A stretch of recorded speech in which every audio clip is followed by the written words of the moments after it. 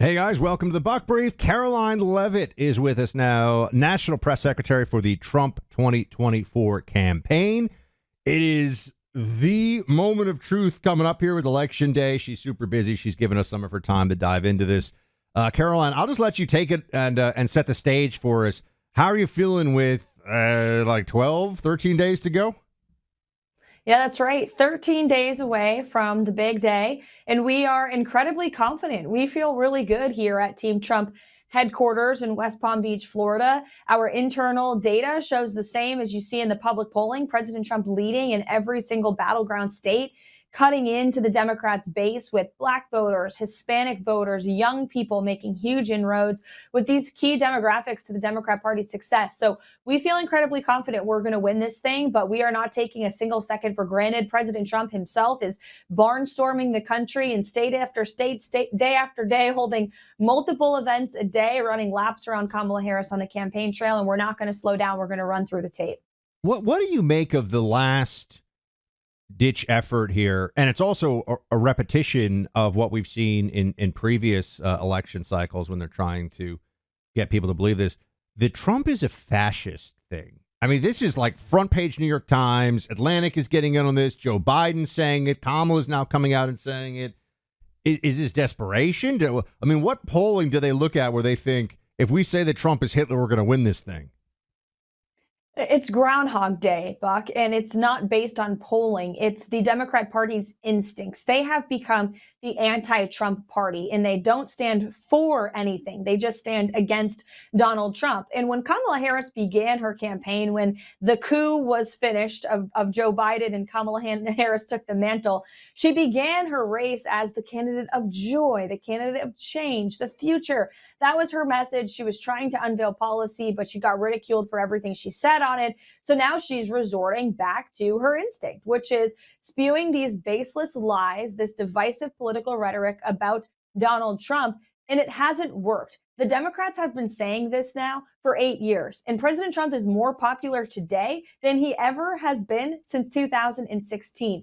People view his presidency as a major success now that they've had a few years under Kamala Harris's vice presidency and realizing what a failure she has been. So these tactics are the only thing they have. They're throwing it at the wall to see what will stick because they don't have real policy or real results to run on. Were you, I mean, to take us a little bit in the inside of the campaign here, if you would, have you and the team, the Trump campaign team, were you a little surprised initially when it was very clear that the plan was to just not have Kamala Harris do interviews and stuff? Or was there an expectation that that might be the playbook? Or, just I'm wondering how this has evolved as this has moved along. Because now, obviously, she's, oh, my gosh, I actually have to do media because I'm losing. Well, she's saying that now because I will credit President Trump in our campaign for putting pressure on her. There was a pressure campaign purposely from our side to force Kamala into sitting down for interviews because we know what a disaster she is every time she opens her mouth. And that has proven to be true. Her Fox News interview with Bret Baier was a train wreck. Last night, she was on NBC, still refusing to answer the question of what she will do differently than Joe Biden. And in these interviews, she's made it very clear that her presidency would be a continuation of the past 4 years. She shows that she's incompetent and ill-equipped to serve as the leader of the free world. So we encourage Kamala Harris doing all of the interviews that she possibly can in the next 13 days, because every time she does, I think President Trump's poll numbers go up just a little bit. I want to ask you where we can expect there to be a particular focus and get your sense of how things are shaking out right now in some of the battleground states, Karoline, in just 1 second. But, our sponsor here is in the world of finance. I love learning about finance.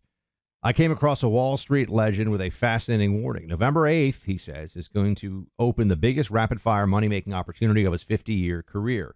In short, there's a disconnect in the stock market that has opened a way to spot potential buying sprees on 5,000 different stocks before they occur. And it could double your portfolio, according to this expert. Now, look, this is a guy who recommended an AI stock 10 years ago that would have made you incredible returns if you had bought and held.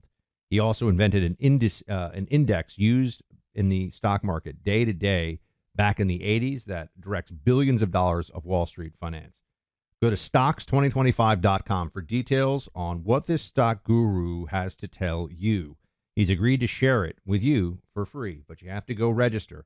Stocks2025.com. That website is stocks2025.com. Is it really all about Pennsylvania? I was going to take you through a few battlegrounds, but is it your feeling that based on where Trump is in the different states, and this is obviously going to have huge down ballot implications, if Trump wins PA, are you pretty much cracking the champagne at Trump headquarters? Look, the road back to the White House runs right through the Commonwealth of Pennsylvania. There's no doubt about it. That's why President Trump has been spending a lot of time there. He will continue to between now and November 5th. And we're seeing very encouraging signs come out of Pennsylvania with the early voting. In fact, we are out registering voters in Pennsylvania right now 2-1. We've made a real tangible effort on the ground there to reach low propensity voters. Pennsylvanians who may not be political, haven't voted in past election cycles, but they have common sense and they like President Trump and they like a secure border. They want law enforcement in their communities to be supported, not defunded like Kamala Harris wants to do. They're hurt by the inflation crisis Kamala Harris has created. So our message to them is Kamala Harris created these problems. President Trump is going to fix them. And we have been on the ground in Pennsylvania for months with guerrilla marketing tactics, digital advertising, paid television, paid radio, calling people, door knocking, really focusing on registering new voters and getting them out to vote. And we're seeing that strategy is paying off with the signs we've seen out of early voting. But again, we're not getting complacent. President Trump will be back in Pennsylvania before Election Day, no doubt. I don't know if you saw this particular poll. I know you're probably just, drowning in polling data these days at Trump campaign headquarters. We're with Karoline Leavitt, of course, who's the national press secretary for the Trump campaign. But out of Michigan, and it was a legit polling company, and it wasn't one of these kind of whatever polling companies. I can't remember who it was, but I remember thinking, oh wow, it's a real poll. That Trump may win Muslim American voters in Michigan this cycle. What can you tell us about that? Yeah, that's right. There's actually been quite a few polls to suggest that President Trump is leading with Arab American voters in Michigan and also nationwide.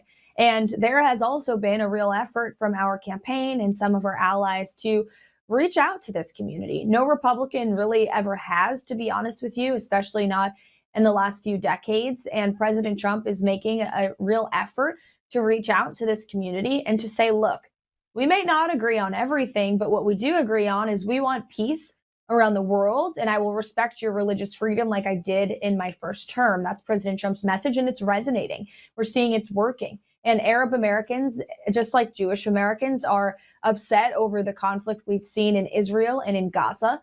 And President Trump, like he was in his first term, is offering to be a peacemaker in chief for both sides to bring peace to the world for all people, regardless of faith. And that's a very appealing message. While all these voters may not vote for President Trump, they certainly, we know, will not be voting for Kamala Harris, who has been a disaster on the world stage for both Arab Americans, Jewish Americans, and all Americans, regardless of race or religion. Is there a state or two where, and maybe just speaking for your own analysis, right? I don't want to put you in a position where what the campaign thinks, but necessarily. But is there a state or two that you feel like isn't really on the radar of a lot of the media these days that are following the election, right? Which we're in the absolute thick of it right now, less than 2 weeks away. But where you think that Trump and the Republicans down ballot will make it closer than expected and maybe even pull off a surprise win? If so, where would that be? Like, do you see Virginia, or is there any place that you're thinking we might be able to pull off an upset?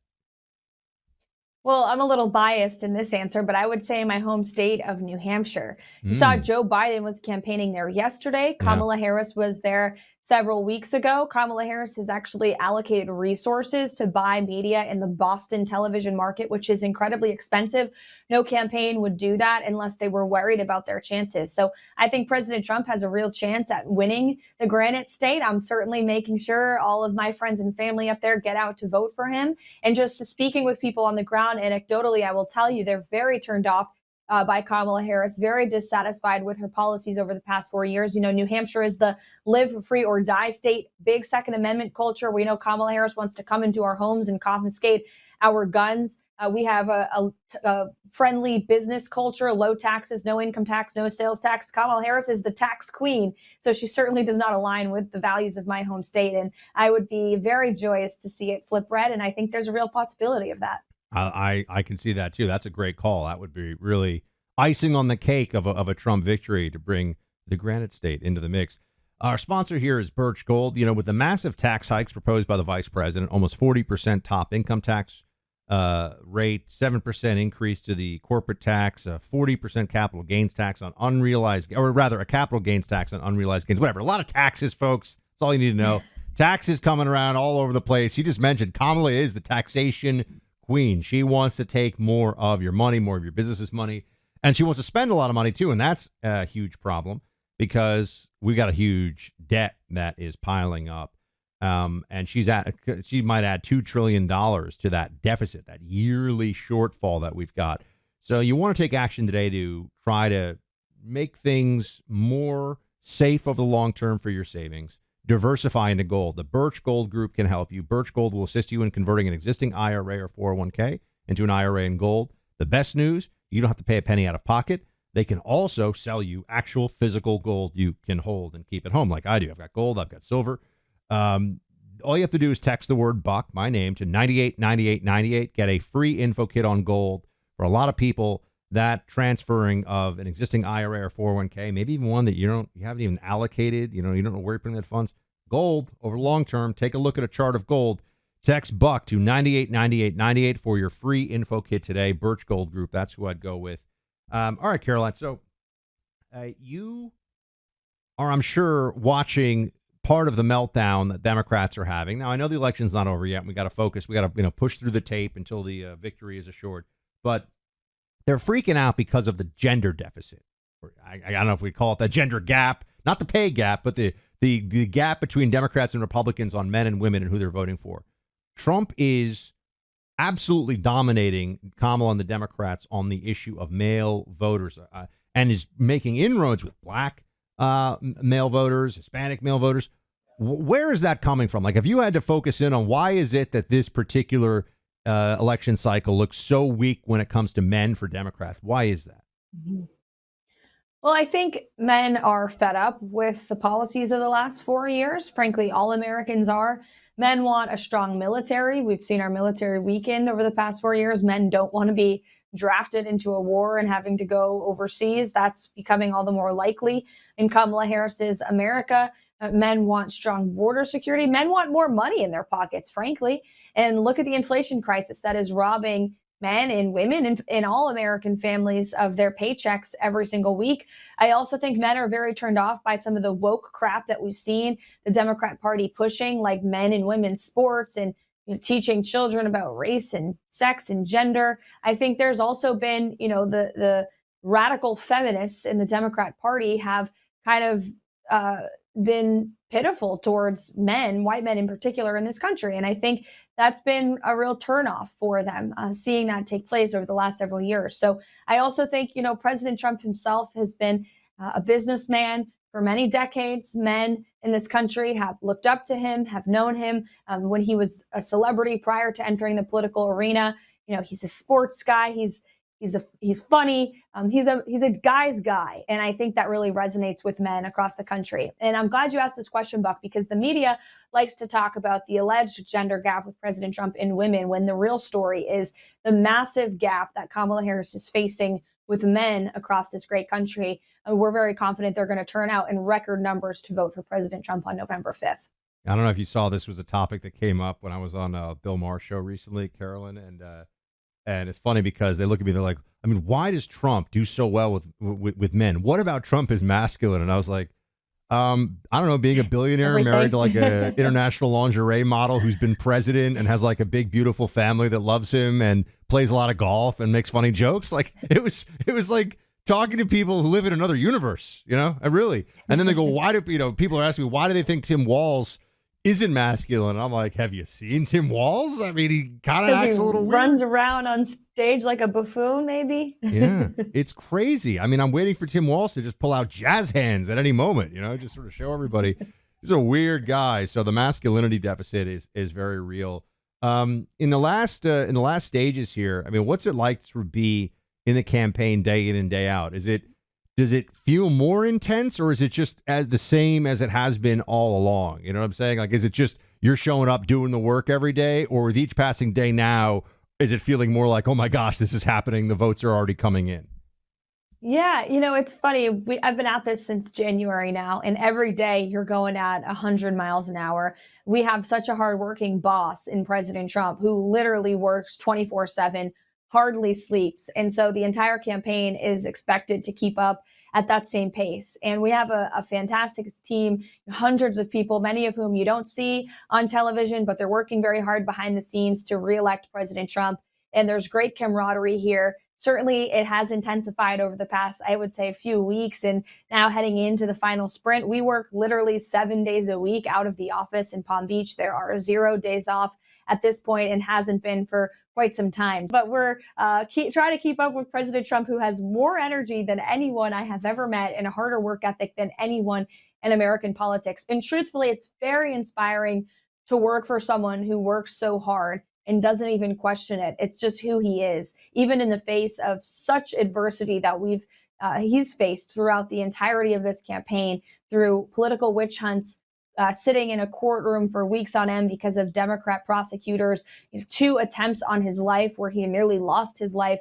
And the man still wakes up every day working 18, 20-hour days to fight for this country. And that's the type of leader I want in the president of the United States, not someone like Kamala Harris, who takes days off, as she did yesterday, without a single campaign event. It is astonishing when you raise this, how little of the media has talked about not just 2 assassination attempts in a bullet that grazed the president's skull. It was so close to the worst national tragedy in any kind of a political election or political sense that we would have suffered in a very long time. And yet the Trump campaign, despite the actual threats against him, very close to taking his life, there's a sense of this joy and optimism and fun. I know the Kamala campaign wanted it. Joy was a word that you're hearing a lot. Trump's out there passing fries to people and, having a good time. I know he doesn't actually work at McDonald's. That was the big fact check they were doing. It's like, well, I think we know that. But there's incredible. I think, you and the team, I know you guys probably feel this, but maybe it's good to hear it from outsiders. The whole Trump campaign just feels so positive. And especially given what you guys have all been through and what the president's been through, it feels almost like a miracle. I would say so. Yeah. I mean, we'll see how it works out on November 5th. But certainly we have witnessed a lot of adversity. And I think President Trump's life was most definitely spared by a higher power on July 13th in Butler, Pennsylvania, where a bullet came within millimeters of taking his life. And God willing, thank you, God, for not allowing that to happen. And we're just so grateful he's here. And again, it's inspiring to be part of. Karoline Leavitt doing a great job as the national press secretary for the Trump 2024 campaign.